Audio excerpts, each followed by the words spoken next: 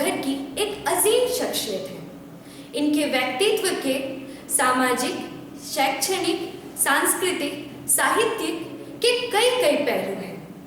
आइए इनके इन्हीं छुपे अनछुपे पहलुओं से आपका परिचय करवाते हैं। मत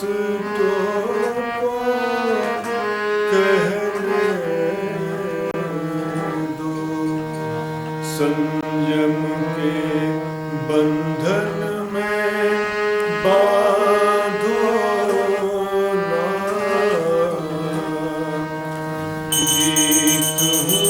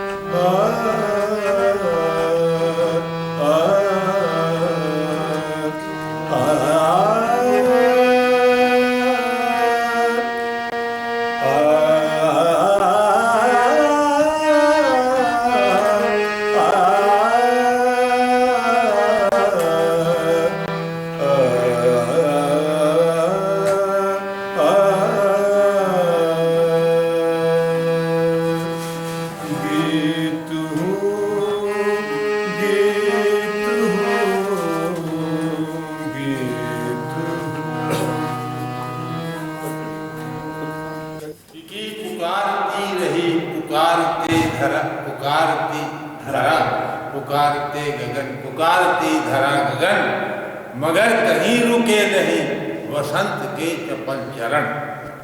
रामदयाल पांडे।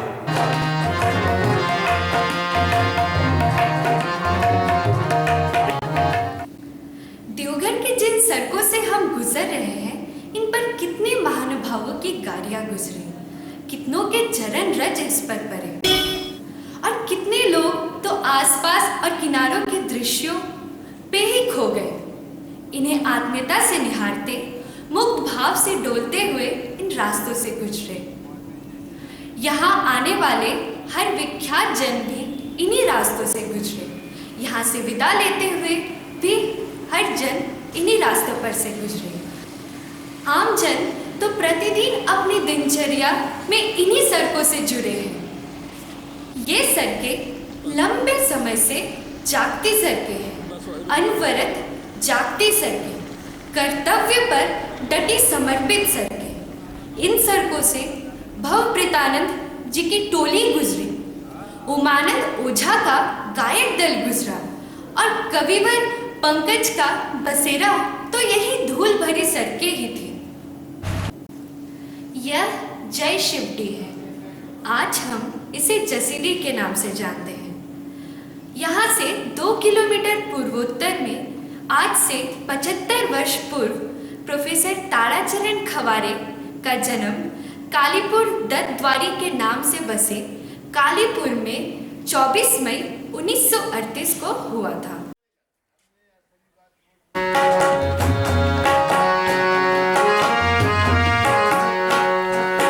नव पल्लव सायह तन द्वारा चंदन सावन, खोपे में दूधी फूल धरती सा लहंगा है। इनका जो पल दे दो, पल के संग मन दे दो।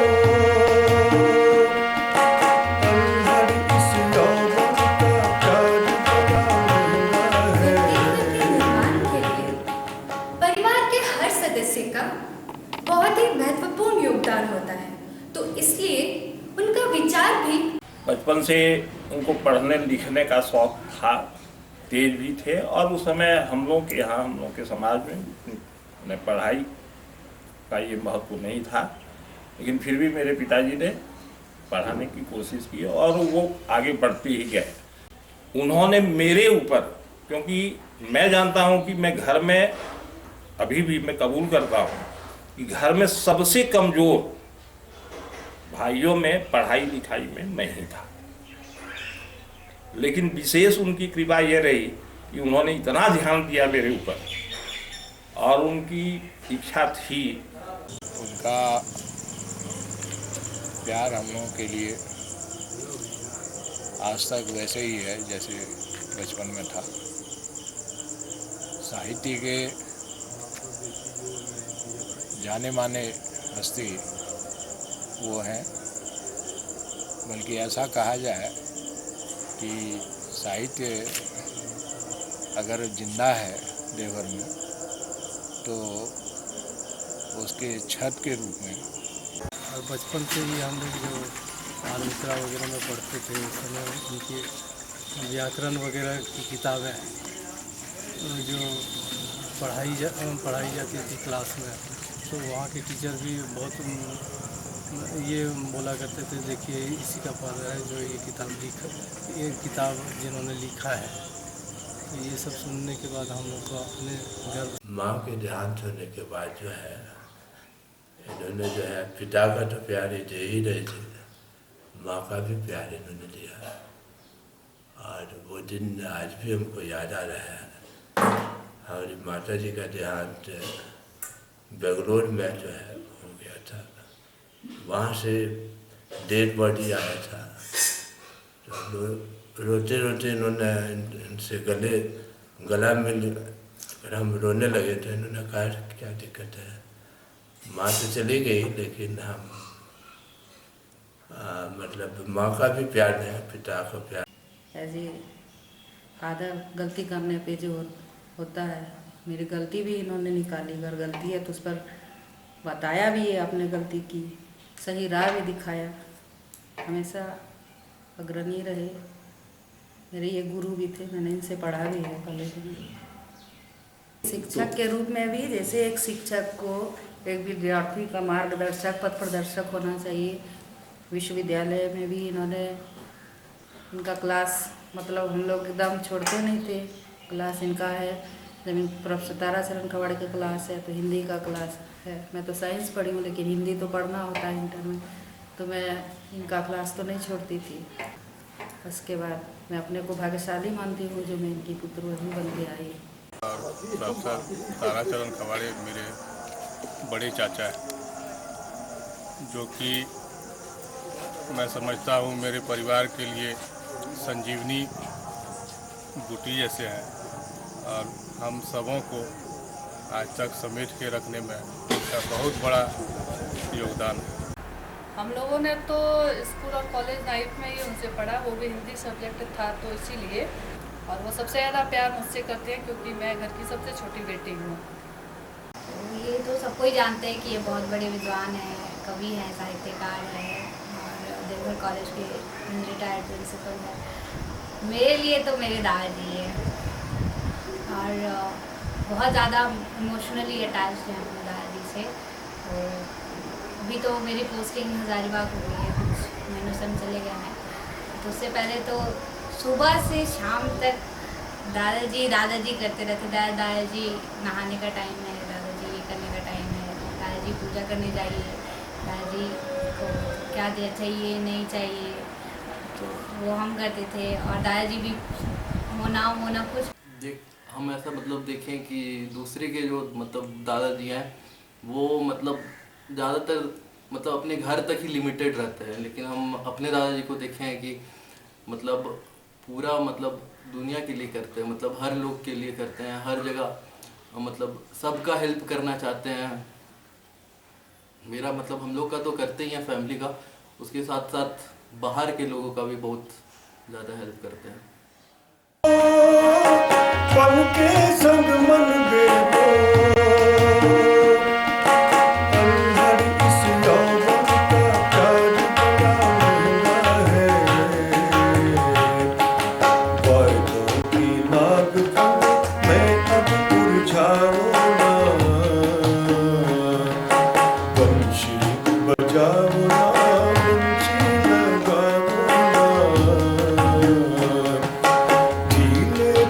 बैठ कर बंशी बजा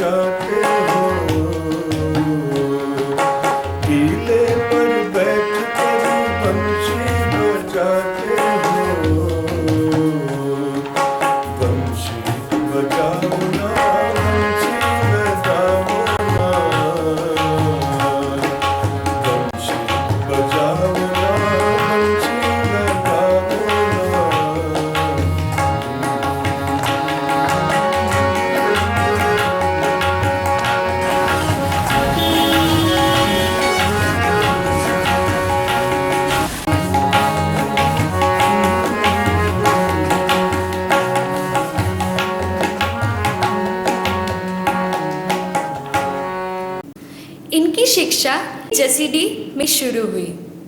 प्रकृति की सुरम्य गोद में दड़वा नदी को पार करते देवघर कालीपुर करते इनका बचपन बीता।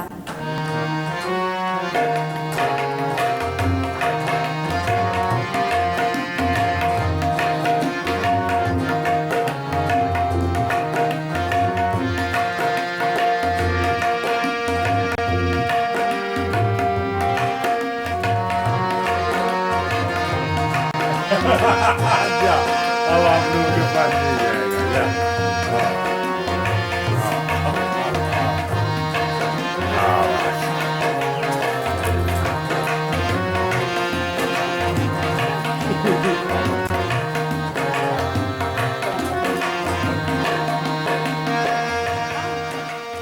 आइए इनके गांव में इन्हीं के भाई श्री भोलाचरण खवारे से इनके बारे में कुछ बातें करते हैं।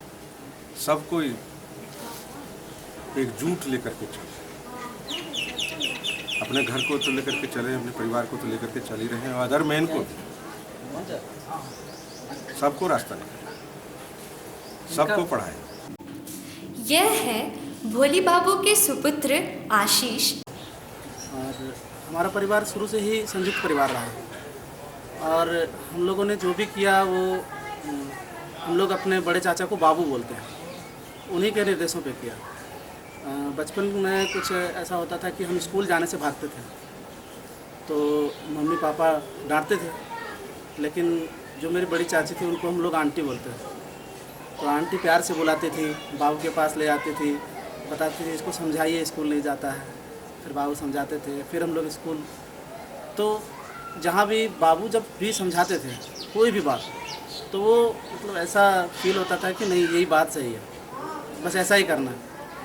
तो बचपन में कभी कभी क्या होता था कि पापा नहीं मिलते थे और कल एग्ज़ाम है, पेन चाहिए, पेंसिल चाहिए, तो हम लोग बाबू को देखते थे, बाबू कहाँ हैं, उनको ढूंढते थे, जब वो जहाँ भी हों उनको देखना चाहते थे। जैसे ही उनके पास गए, बाबू कल एग्ज़ाम में पेंसिल नहीं है, वो चीज़ फिर हमें तुरंत मिल जाती थी। तो हमारे अंदर एक ऐसी चीज़ थी कि अगर हमें कोई चीज़ ज़रूरत है, कोई नहीं देगा लेकिन बाबू देगा। और उनके पुत्र वधू वो इस घर के सबसे बड़े सदस्य हैं, और उन्होंने हमेशा एक बड़े भाई का जो फर्ज होना चाहिए वो उन्होंने हमेशा निभाया। उन्होंने कभी किसी को अपने से अलग नहीं समझा। वो तो शुरू से गांव में ही रहते थे, उनको तो गांव का वातावरण बहुत अच्छा लगता है। जब भी मौका लगता है, घर हमारे यहाँ साल में जब भी पूजा होता है वो ज़रूर आते हैं। हर पूजा में वो शामिल होते हैं। किसी का दुख कुछ भी हो तो वो गांव में किसी गरीब घर में गरीब लड़की का शादी होता है तो सबसे पहले वही आते। और ये है संतोष राव। पूरे गांव के बाबूजी हैं, तो हमारे ही बाबूजी सिर्फ थोड़े, पूरे गांव के बाबूजी हैं। आज हम लोग का बाल बच्चा जो यहाँ तक पहुँचा, बाबू की ही बदौलत पहुँचा। हमारे घर से बहुत ज़्यादा जुड़े हुए थे, लेकिन गांव में सबको एक समान दिखे। तारा बाबू इस गांव के प्रमुख भी हैं, तो आइए गांव के अन्य लोगों से उनके बारे में राय लेते हैं। आज इन्हीं के बदौलत मैं यहाँ हूँ। जो भी यहाँ इनके घर से जुड़ा, जो भी व्यक्ति कुछ न कुछ पाके ही यहाँ से गया, कुछ न कुछ बना।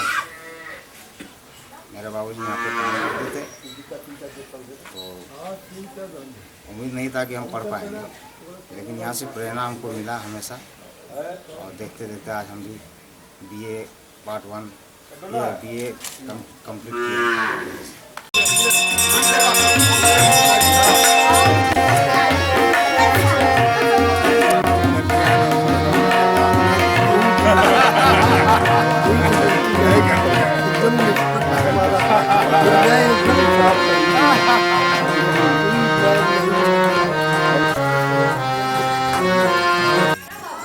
माध्यमिक शिक्षा का केंद्र श्री अनंतानंद झा एवं गंगाधरी बाबू की छत्र छाया में तारा बाबू ने अपनी शिक्षा ग्रहण की।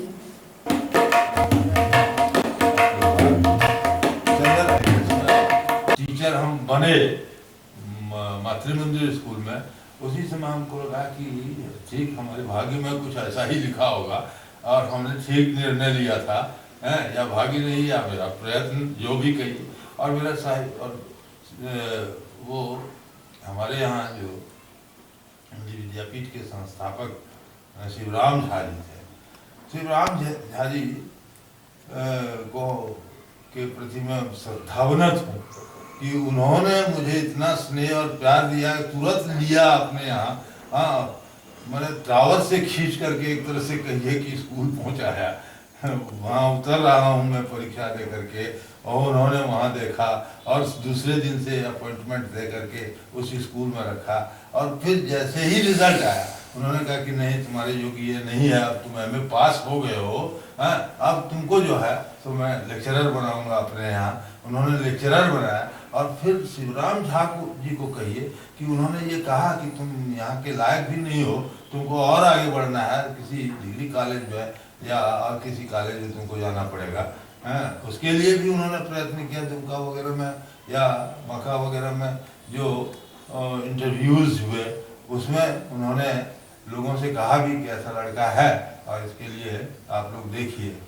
दुमका कॉलेज में जब इंटरव्यू में हम गए तो दुमका कॉलेज में भी हमारा बहुत अच्छा स्थान था और हमको हमारा हो जाता दुमका कॉलेज में, लेकिन वहाँ प्रिंसिपल साहब थे वो दूसरे में इंटरेस्टेड थे, इसलिए वो जो रिज़ल्ट आया था उसको रोक दिया था उन्होंने। और जिस दिन मेरा अपॉइंटमेंट देवघर कॉलेज में हो गया, कन्फर्म हमने ज्वाइन किया, उसी दिन उसमें उन्होंने अपने उस चाहते कैंडिडेट को अपने अपॉइंटमेंट दिया। तो ये सारी बातें हुई।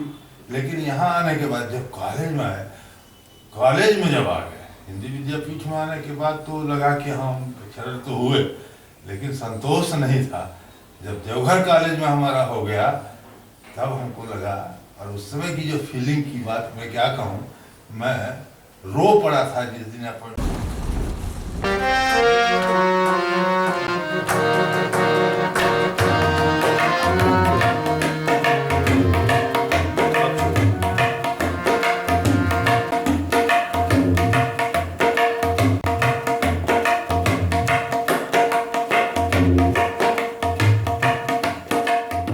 महाविद्यालय के इतिहास को संजोए हुए हैं। और मैं यह भी कहना चाहूँगा कि महाविद्यालय के उत्तरोत्तर विकास में इन लोगों की एक अहम भूमिका रही है और जिसे कोई नकार नहीं सकता है। महाविद्यालय तो प्रारंभिक फेज में किसी भाड़े के मकान में था, बाद में ये भवन बना, एक एक ईंट पत्थर को इन्होंने सजोया है, भवन बनते देखा। और इसी कालक्रम में जो छात्र यहाँ से निकले उनको भी मोती की तरह पिरोया इन्होंने, और आज जहाँ कहीं भी हैं वो सब चमक रहे हैं। मैं तहे दिल से प्रधानाचार्य की हैसियत से इनका सारा सम्मान करता हूँ और आशा करता हूँ कि ये दीर्घायु रहे, ताकि महाविद्यालय को जब कभी इनके सहयोग की ज़रूरत हो इनका अमूल्य सहयोग है। लेकिन इस पद पर आने का सौभाग्य मुझे नहीं मिलता अगर तारा बाबू जैसे हमारे समर्थ गुरु न मिलते। मैं साइंस का स्टूडेंट था और सर की ज़मीन और हमारे घर की दूरी रेलवे लाइन के आर पार है, तो घरेलू संबंध भी था। तो संयोग बस सर से मुलाकात हुई तो बोला कि साइंस क्या पढ़ के करोगे, तुम हिंदी में चले आओ। और तुरंत इन्होंने मुझे हिंदी में नामांकन कराया और मैं समझ सकता हूँ कि जो कुछ इन्होंने पढ़ाया आज उस स्थिति में मैं हूँ। मैं अप्रैल 2004 में साहेबगंज कॉलेज से स्थानांतरित होकर देवघर महाविद्यालय आया। तब तक जो प्राचार्यों की तालिका पर मेरी नज़र जाती थी तो उसमें मैं सर का नाम पढ़ता था, लेकिन कभी मुलाकात संभव नहीं हो पाई थी।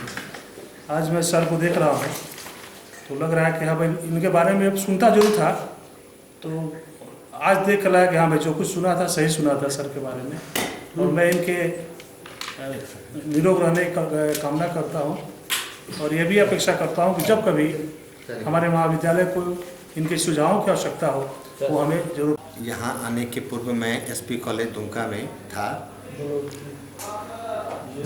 मैं यदा कदा यहाँ परीक्षा लेने आया करता था फिजिक्स में, सर से मुलाकात होते रहती थी और इन्हीं लोगों के प्रोत्साहन से मैंने अपना स्थानांतरण एसपी कॉलेज दुमका से देवघर कॉलेज करवाया।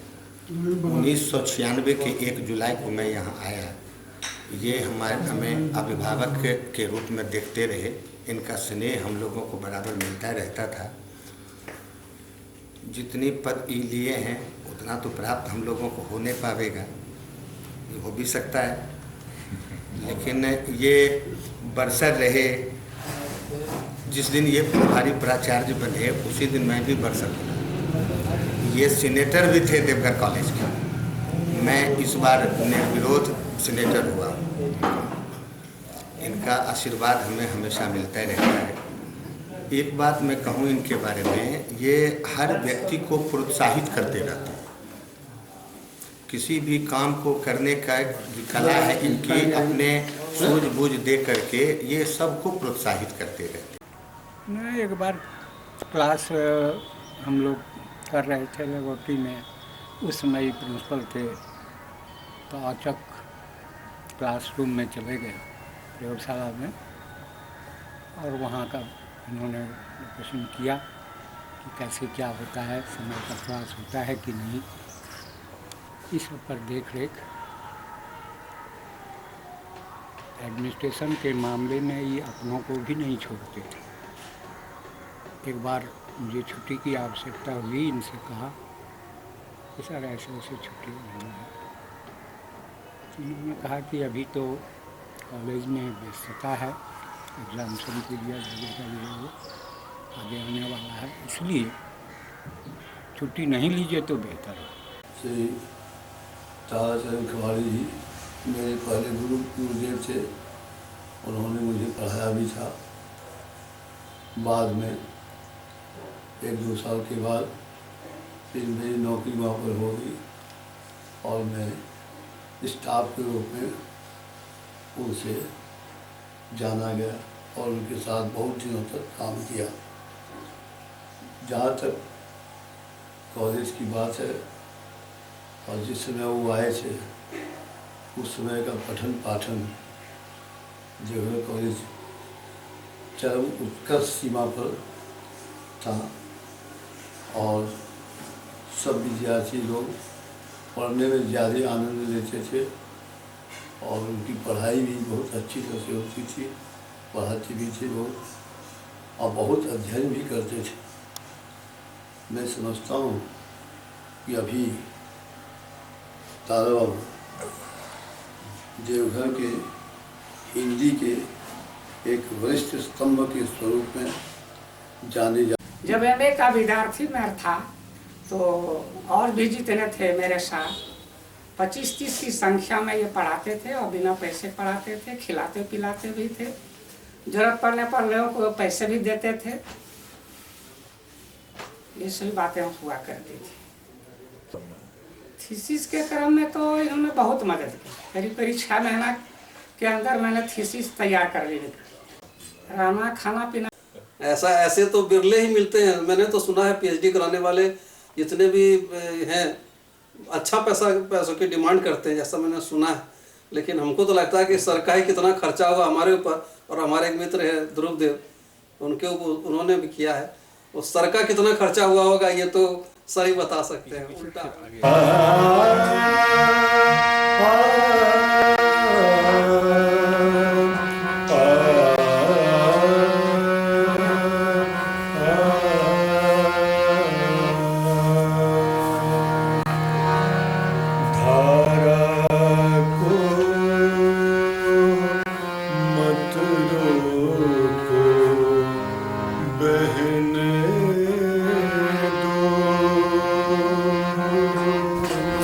लेकिन हम जानना चाहेंगे कि आपने कब काव्य रचना के क्षेत्र में अपने आप को प्रवृत्त किया है? देखिए, ये आप कह सकते हैं कि 1950 के बाद ही, 51 के बाद ही मेरा प्रवेश इसमें होता है। वो लोग संस्कार जो थे उससे भी मैं प्रभावित था। तो एक तरह से गीत फूटे और तब से मैंने गीत लिखना शुरू किया। लेकिन वो गीत बहुत सशक्त गीत नहीं थे। और 1955 और 57 वर्ष मेरा बड़ा अच्छा हो रहा है। तो उस समय 57 तक आते आते मैंने कविताएँ जो हैं लिखनी शुरू की, गीत लिखने शुरू किए और उसका प्रकाशन भी शुरू हो गया। और उसके बाद जा करके जब मैं विश्वविद्यालय में पढ़ रहा था, पटना विश्वविद्यालय में, उस समय मैं वहाँ विभिन्न साहित्यकारों के संपर्क में रहा। लाल धुआं जैसे लोग हमारे अभिभावक के रूप में रहे और उस समय नागार्जुन वगैरह से बहुत बार आना जाना उनके होता था। नलिन शर्मा का आशीर्वाद था। तो बहुत सारे वहाँ जो विद्वान थे उन लोगों के द्वारा प्रोत्साहित किया गया मैं, और उसके साथ ही साथ वहाँ रेडियो स्टेशन वगैरह में मौका मिला। वहाँ भी मौका मिला। हाँ, 1957, 58 और 59 तक मैं वहाँ मज गया। यानी कि छठे दशक से आपकी रचना आरंभ हो गई, परिपक्व रचनाएं आने लगी। तो यहाँ पर हम सर एक चीज़ जानना चाहेंगे कि आपकी तो बहुत सारी रचनाएं प्रकाशित हुई हैं, आपके गीतों के संग्रह भी प्रकाशित हुए हैं? हाँ, एक है, अभी एक ही है गीत संग्रह प्रकाशित होकर के हाल ही में। अच्छा, वो क्या नाम हो गया? मन को दो भीगने। जी, मन को दो भीगने। वैसे आपकी मैंने रुचि प्रकाशन की तरफ पहले रही नहीं, संग्रह प्रकाशन? हाँ, मेरी रुचि थी प्रकाशन की ओर, लेकिन था क्या कि मेरी रुचि एकेडमिक पुस्तकों की रचना और उस तरह की बातें थी, क्योंकि आर्थिक स्थिति से, आर्थिक दृष्टि से जो विपन्नता थी, उस विपन्नता को दूर करने के लिए एकेडमिक रचनाओं की ज़रूरत होती थी जी। और इसीलिए एकेडमिक रचनाएं मैंने की उस जमाने में जी। उसी का प्रकाशन मैंने किया जी। लेकिन मेरी जो रचनाएं थी वो लिखी जा रही थी, मैं लिख रहा था और लिखते चला गया। तो बाद में अभी इधर देखा शंकर जी वगैरह के प्रभाव में आकर के कि नहीं आप सर कुछ प्रकाशित करा दीजिए। ये तो मैं देख रहा हूँ सर, मन को दो भीगने, और इसमें प्राय गीत हैं। प्रभाव उत्पादकता के दृष्टिकोण से छंदबद्ध और छंदमुक्त रचनाओं में आप क्या फर्क महसूस करते हैं? देखिए, छंदमुक्त रचनाएं जो हैं उसमें प्रभाव नहीं होता है, ऐसी बात तो नहीं जी है। और छंदबद्ध रचनाएं अधिक प्रभावशाली होती हैं, यह सही है जी। अच्छा, गीत जो है जिसके संदर्भ में एक बात वो जो है तो आत्मा, ऐसे मैं हृदय नहीं कहता, मैं कहता हूँ आत्मा। तो वो आत्मा की लयात्मक अभिव्यक्ति है, आत्मा की लयात्मक और छंदोबद्ध अभिव्यक्ति है। तो वो जो लयात्मक और छंदोबद्ध अभिव्यक्ति जब होती है उसका प्रभाव अधिक अलग होता है। तो वो एक बात। लेकिन ये नहीं है कि छंदमुक्त कविताओं का वह आता दो टूक कलेजे का करता पछताता पछपराता जैसी रचनाएं भी आ सकती हैं। तो मैंने ही बहुत सारी ऐसी रचनाएं की, जैसे मैंने एक जगह लिखा कि बंधु मेरे स्वार्थ की भाषा बहुत ही सरल होती है, अंधे भी इसे पढ़ते, बहरे भी इसे सुनते, गूंगे बोल लेते हैं, तो क्या इसका प्रभाव नहीं पड़ेगा? पड़ता है। हम ये चाहेंगे कि आप वर्तमान संदर्भ में नवोदित कवियों को क्या सुझाव देना चाहेंगे? नवोदित कवियों को मैं कहूँगा कि वे ईमानदारी पूर्वक से मेरा मतलब है कि यदि वे साहित्य कर्म कर रहे हैं तो सबसे पहले वे साहित्य को समझें। सबसे पहले अगर गीत लिखते हैं तो गीत को समझें और फिर ईमानदारी पूर्वक उस पर मेहनत करें।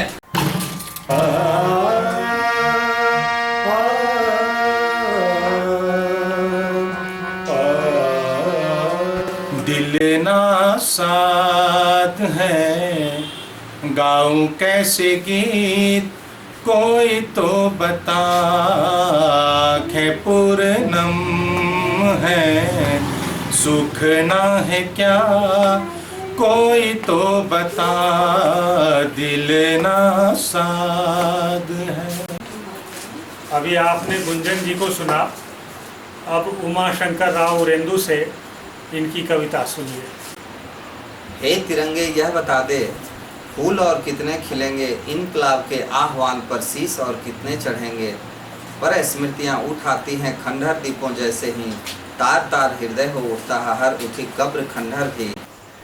जल का वेग जो चला था पर्वतों को रौंदता, जल का वेग जो चला था पर्वतों को रौंदता, तलहटी में पंख से किया महामिलन, निरख निरख डरी कली धुआं भरा चमन। देश का तिरंगा है झंडा, लहर लहर लहराए झंडा, देश का तिरंगा है झंडा, लहर लहर लहराए झंडा, देश का तिरंगा है झंडा। इस गोष्ठी में संचालक डॉक्टर शंकर मोहन झा से आग्रह मैं करना चाहूँगा कि वे अपनी कोई रचना ऐसी सुनावें जो आज के जमाने से संबद्ध हो। मगर उस इमारत की भव्यता की चर्चा मैं नहीं करूँगा, क्योंकि आज जिस भगवती भूख की ज्वाला मैंने देखी है, उसका उपयोग केवल कविता लिखने के लिए नहीं किया जाता। नमक डाले केंचुए से उछलते हैं लपट वाले दिन, नमक डाले केंचुए से उछलते हैं लपट वाले दिन। इसका अंत जो है मैं उसको, मंच से आश्वासनों की शहद टपके। क्या बात, मंच से आश्वासनों की शहद टपके।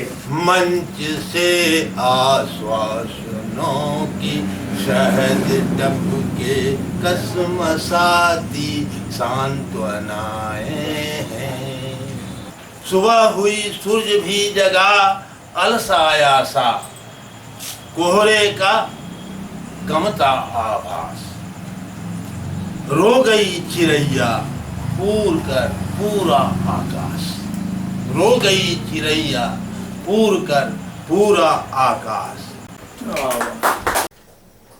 तारा तो हमारे छोटे भाई जैसे हैं और वो अच्छे कवि हैं, कविता लिख लेते हैं, लेकिन आजकल तो बहुत अच्छी कविता करते हैं वो। हम उनकी कविता से प्रभावित हैं और प्रसन्न है कि हमारा छोटा भाई तरक्की कर रहा है। इतना ही कह सकता हूँ कि मैं बहुत खुश हूँ कि तारा इतनी अच्छी कविताएं लिख रहे हैं, लोगों के सामने आ रहे हैं, देवर में छाए हुए हैं। अपनी जवानी के काल में गीतों के राजकुमार कहलाते थे। आज भी वह मुनिन में वर्तमान, आज भी इनके गीत में जो प्राण है वो कम गीतकारों को मिल रहा है। गुरुदेव हम लोगों के बीच हमेशा इसी प्रकार से काव्य की रचना करते रहे, लोगों को प्रेरित करते रहे।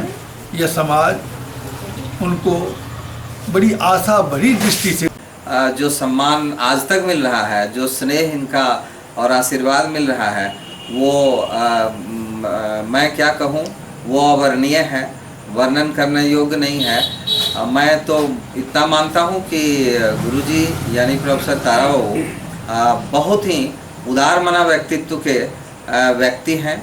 इनकी उदारता, इनकी व्यावहारिकता और इनकी स्नेहशीलता जो है हमेशा हम जैसे तमाम रचनाकारों को मार्गदर्शन करती रही है। और मैं मानता हूँ कि नई कविता के प्रोफेसर ताराबाबू एक अच्छे आलोचक ही नहीं है, बल्कि एक अच्छे निर्माता। गुरुजी के बारे में मैं यही कहना चाहती हूँ, जो 20 वर्ष पहले मैंने इनको देखा जिस ऊर्जा के साथ, आज भी वही ऊर्जा इनमें है और कोई कमी नहीं है। जहाँ मैं देखती हूँ, कहीं जाती हूँ, उनको हमेशा विद्यमान देखती हूँ तो मुझमें एक आभास होता है।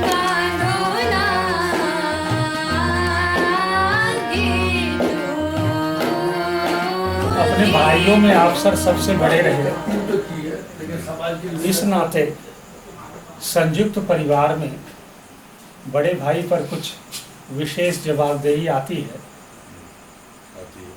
तो क्या क्या समस्याएं आई, कुछ इस पर प्रकाश डालिए।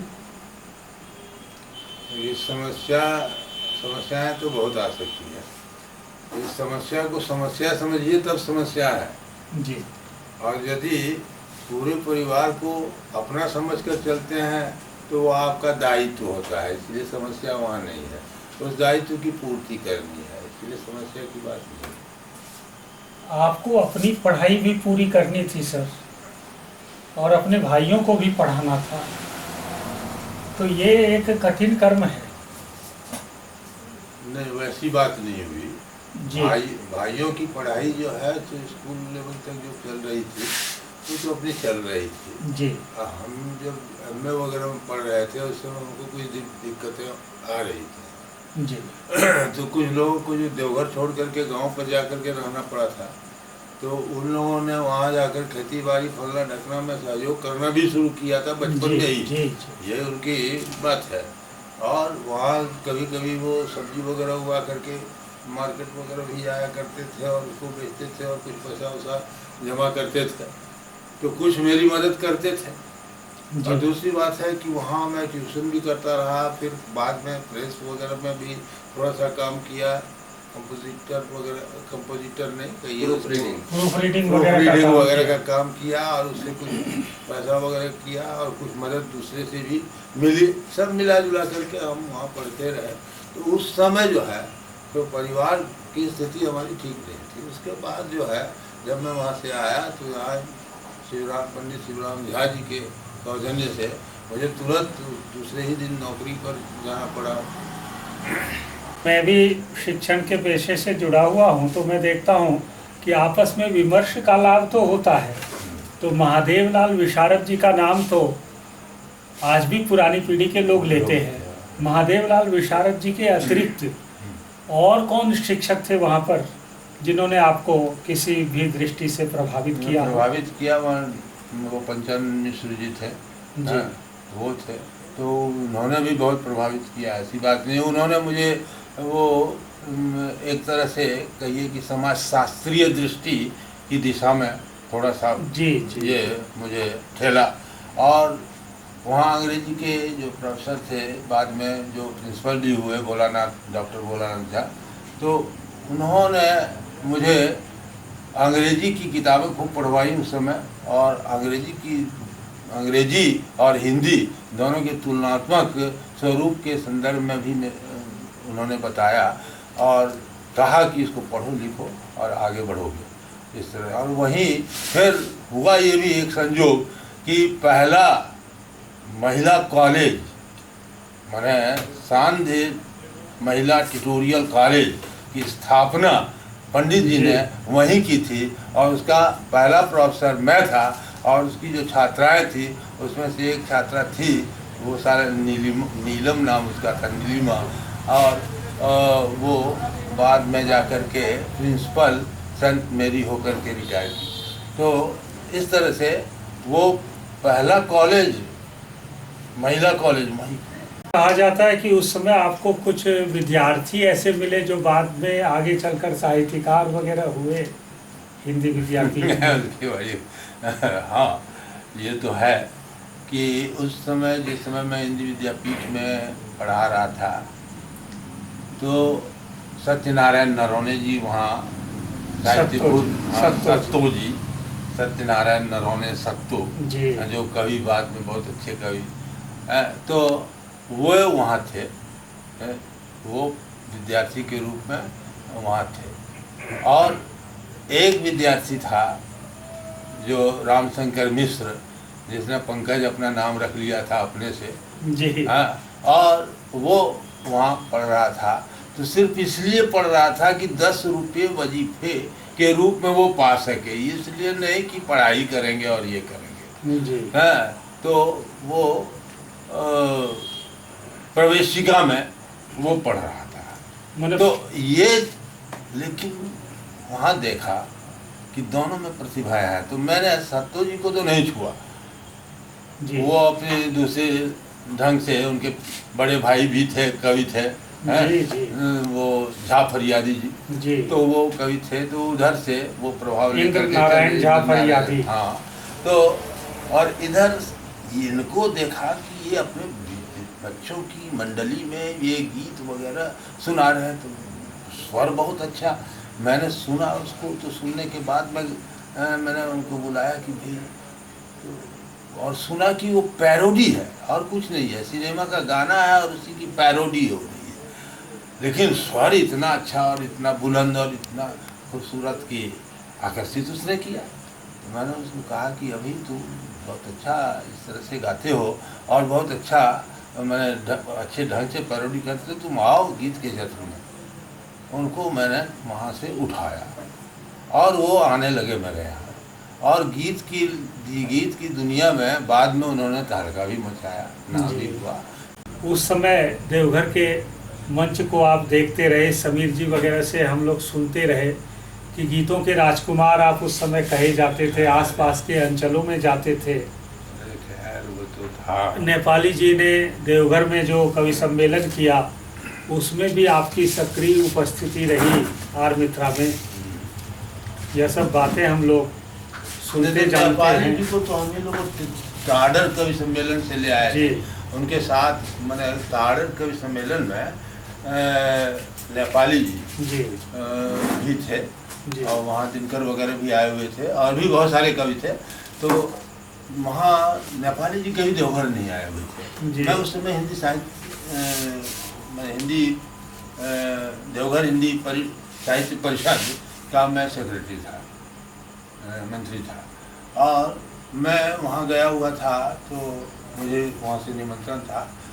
यहाँ बीएड कॉलेज खुल चुका था, बीएड कॉलेज के छात्रों ने सुना था, तो वहाँ जो आयोजन हो रहा था उसमें सब, तो मुझे और एक और कवि उनको लेकर के किरण जी हैं, तो किरण जी दोनों को बुलाया गया था। दोनों हम लोग गए, एक मंच से पाठ भी किया। ये मेरा सौभाग्य था कि इतने बड़े बड़े कवियों के बीच मैंने उस मंच पर 1963 मैंने काव्य पाठ किया। उसके बाद जा कर के उनसे कहा कि सर ऐसे ऐसे है, नेपाली जी आप आइए देवघर चलिए। तो उन्होंने कहा कि देखो भाई, मैं देवघर क्या जाऊंगा, मेरी किताब जो है, अगर तुम लोग ये वादा करो कि 300 किताबें बिकवा दोगे तो मैं देवघर जा सकता हूँ। 40 करोड़ों को हिमालय ने पुकारा, लेकर के वे घूम रहे थे और हिंदुस्तान को जगा रहे थे वो उस समय। चीन के विरुद्ध में जो लड़ाई हो चुकी थी 62 में, तो उसी में तो उसको लेकर के वो चल रहे थे एक मिशन के तहत। तो उन्होंने कहा कि मैं जा सकता हूँ, लेकिन 300 किताबें बिकवानी होंगी। एक किताब की कीमत उस समय 5 रुपये थी, तो 5 या 1500 रुपये की बात थी। तो हम लोगों ने कहा कि नहीं, चलिए आप किताबें वहाँ बिक जाएंगी और आप तो 500 किताबें ले लीजिए। 500 किताबों के साथ हम लोग वहाँ से चले, उनको लेकर के यहाँ पहुँचे। शाम को वो यहीं मैंने कवि सम्मेलन हुआ, एकल कवि सम्मेलन उनका, और उसमें जाकर आर मित्रा के प्रांगण में बहुत भीड़ लगी। उनके नाम पर अनाउंसमेंट वगैरह मैंने करवा दिया, क्योंकि मैं हिंदी साहित्य परिषद का सेक्रेटरी भी था। तो इस तरह से, और किरण जी के यहाँ वो ठहरे हुए थे, वहीं उनका खाना पीना सब कुछ हुआ। तो उसके बाद वहाँ वो मंच पर आए। मंच पर जब उन्होंने सुनाना शुरू किया, और रात के 3 बज गए, लेकिन भीड़ ज्यों की त्यों, और उनका गायन चल रहा था और उनकी कविताएं चल रही थी। 40 करोड़ों को हिमालय ने पुकारा। तो लाल सोते रह गए, शंकर भी सोते रह गए, घायल हिमालय रोया, तुम घाव धोते रह गए। इतना न सोना बेटो बिस्तर कवर हो जाए, अपना हिमालय लुट के कल को उधर हो जाए। तालियां और गड़गड़ाहट और इस तरह की तमाम रचनाएं वे सुनाते रहे। केवल 40 करोड़ ही नहीं, अध्यक्ष के रूप में कृष्णनंदन सहाय जी थे, और मैं मंत्री के रूप में था। उपाध्यक्ष के रूप में समीर जी थे, ये पैट्रॉन के रूप में पूजित थे और शहर के बहुत सारे गणमान्य लोग सब विद्वान सब थे, तो सारे के सारे लोग थे। तो हिंदी विद्यापीठ के बहुत सारे विद्वान थे, सबका एक जमावड़ा अच्छे लगते हैं।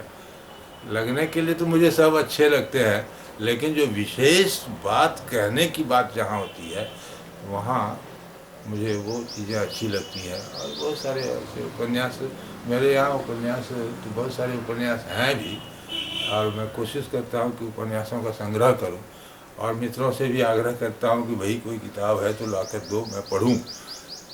तो ये ओम प्रकाश वगैरह के पास किताबें हैं, तो कभी कभी वो देते हैं। जब जिन दिनों में कॉलेज में था तो वहाँ बहुत से उपन्यास मैंने मंगाए थे और बहुत सी पुस्तकें मैंने पढ़ी थी वहाँ। असल में प्रैक्टिस होने से 10 तरह के रोगी आते हैं और तब निर्धारित करता है डॉक्टर कि क्या होना चाहिए, तो उसमें उसका निर्धारण अधिक सटीक होता है।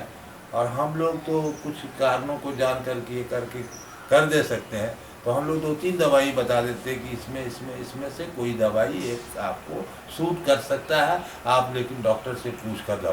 मैंने एक बच्चा से ही जानते हैं, हमेशा दूसरे का सेवा हमेशा किए हैं, कोई भी मदद हुआ है हमेशा दिए हैं हम लोगों को। इन्हीं लोगों के बदौलत हम लोग जो भी हैं बच्चे को जो पढ़ा लिखा रहे हैं।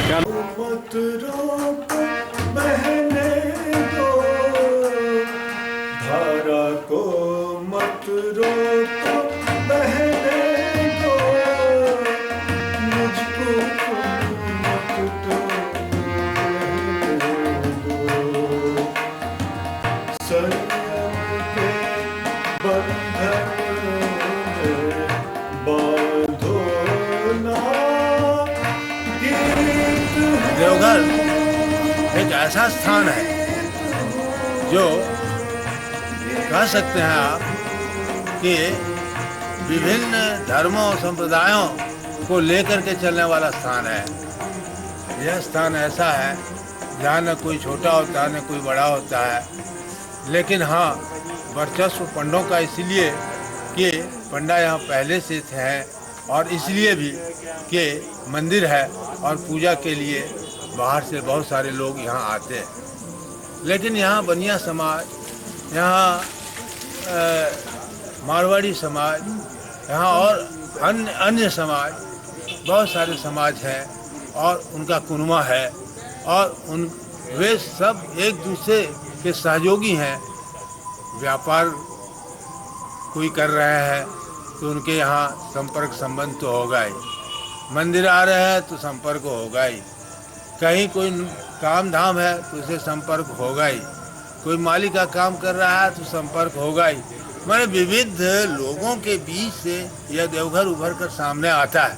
और यह जो देवघर है, इस देवघर का इतिहास बहुत सुंदर ढंग से बहुतों ने उपस्थित करने की कोशिश की है, लेकिन इसके इतिहास के पन्नों को उलटने के लिए एक पृष्ठ और उसको देखना ज़रूरी है। यहाँ का प्राकृतिक स्वरूप, यहाँ जो सैलानी आते थे, यहाँ की आबो हवा, यहाँ जलवायु परिवर्तन करने की बात, यहाँ दूषण विरूपता की बात, दूषण नहीं रहने वाली बात, ये सारी बातें जो है वो इस शहर के पक्ष में है, पक्ष में था कहिए।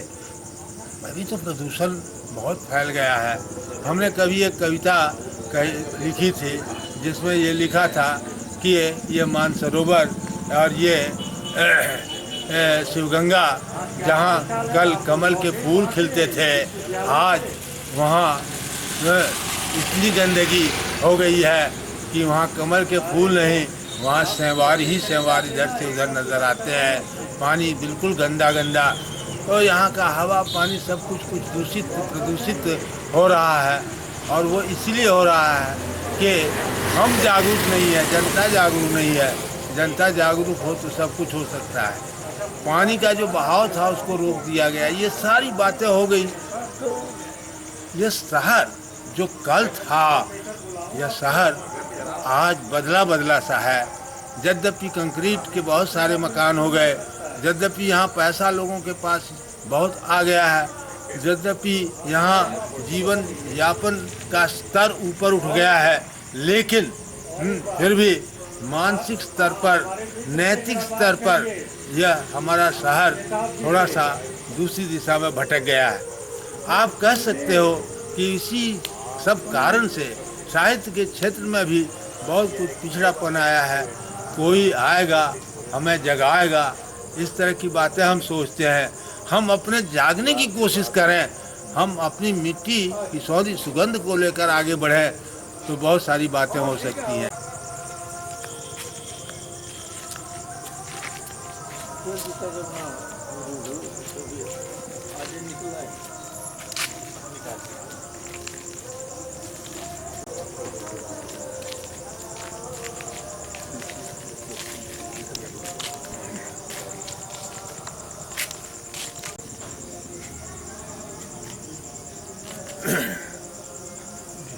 मैं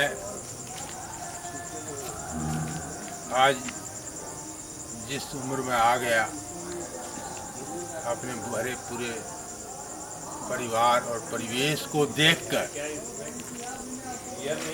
मुझे संतोष हो रहा है।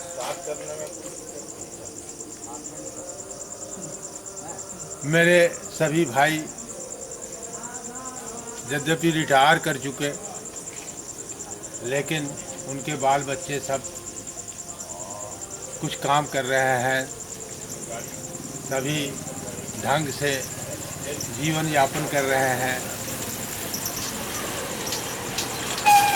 मेरे पोते सभी पढ़ लिख रहे हैं और अच्छा विद्यार्थी होने का मुझे गौरव दे रहे हैं। मेरी पोतियाँ 3 पोतियाँ हैं और तीनों पोतियाँ अच्छे संस्कार की हैं, अच्छी शिक्षा पाई है। मोना जो मेरी बड़ी पोती है वो अभी बैंक में काम कर रही है। नीति जो दूसरी पोती है वह अभी जाएगी हैदराबाद में, इंजीनियरिंग के पद पर उसकी बहाली हो गई है, वहाँ जाएगी 29 तारीख इसी महीने में, अक्टूबर में। मेरी एक पोती है, श्याम जी की पोती, वह अभी पढ़ रही है पंजाब में, वह 3य वर्ष में है। मेरा पोता जो बड़ा पोता है, जिसे राजा मैं कहकर मैं बुलाता हूँ, वह सिंदरी में 3य वर्ष में इंजीनियरिंग का छात्र है।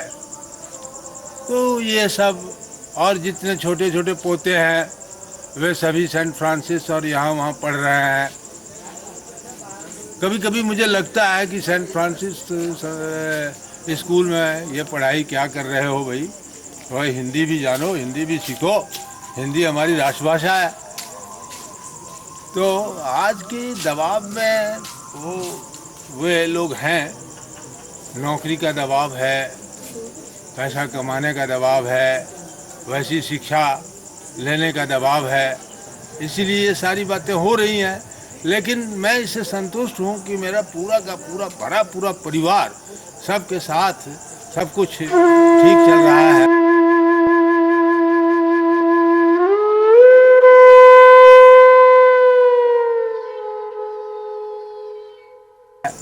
कभी कभी तकलीफ होती है, पत्नी नहीं है आज रहती तो वो देखती, यह होती है कि माँ रहती तो वो देखती, पिता रहते तो वो देखते इस पूरे परिवार को। लेकिन खैर समय पर किसका वश है, उम्र पर किसका, काल की गति अपनी होती है, काल तो अपनी गति से ही ना चलेगा। तो सारे के सारे मेरे भाई, सारे के सारे मेरे पोता पोती सारे भाइयों की पत्नियां, ये सब की सब इतने अच्छे संस्कार और ढंग की हैं, इसको देखकर मुझे बड़ा संतोष होता है। इतना ही नहीं, मैं जिस माहौल में रहा वहाँ जो शिक्षण का कार्य करता रहा, तो वे सारे के सारे लोग जब कभी मिलते हैं तो चूँकि मैं बहुत सीनियर रहा हो गया हूँ अब, तो इसीलिए सब कोई मुझे आदर देते हैं।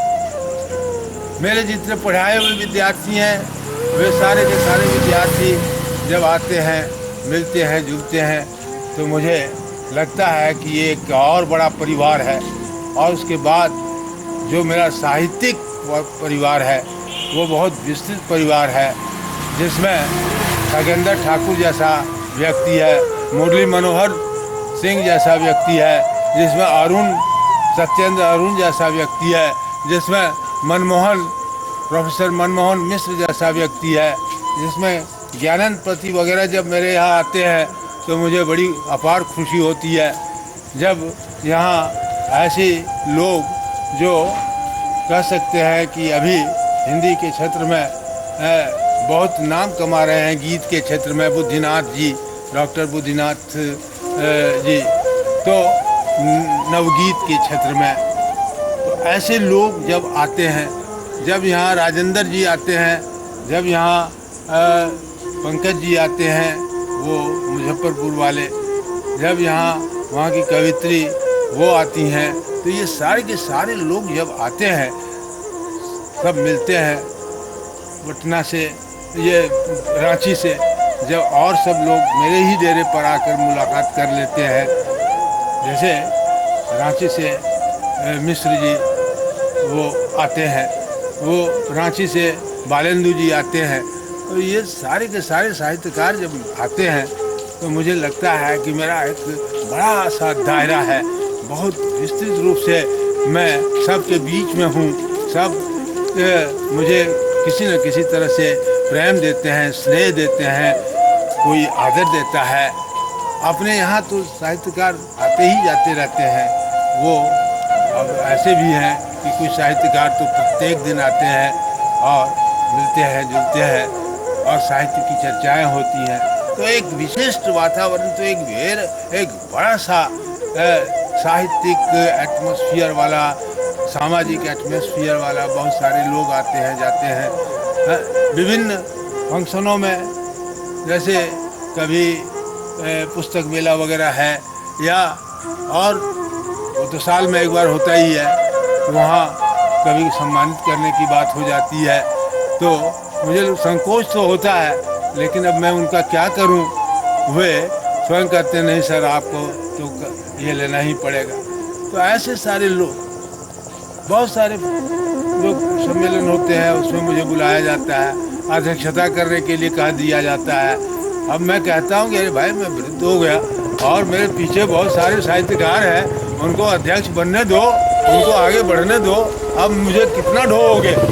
लेकिन प्रेम है उनका सबका कि विभिन्न ऐसे समारोहों में मुझे बोलना पड़ता है, कभी हिंदी दिवस के अवसर पर हो, कभी किसी उद्घाटन के मौके पर हो, पुस्तक का विमोचन हो या और कोई बातें हों, तो सब कोई ले करके मुझे किसी न किसी तरह से स्थापित करने के लिए और चेष्टा में रहते हैं। मैं संकोच भी करता हूँ, लेकिन वे मानते नहीं। तो इस तरह की ज़िंदगी जी रहा हूँ, बड़ा अच्छा लगता है। ऐसे ही हंसते खेलते सबके बीच में रहते हुए गुजर जाऊँ, कुछ लिख पढ़ कर छोड़ जाऊँ और वे लोग बाद में प्रकाशित करें ना, मैं लिखूं, बस ये आशीर्वाद, बस और क्या कहूं। यही तो ज़िंदगी की कहानी है। तो सुबह हुई है, दोपहर और फिर शाम हुई, ऐसे ही ज़िंदगी तमाम।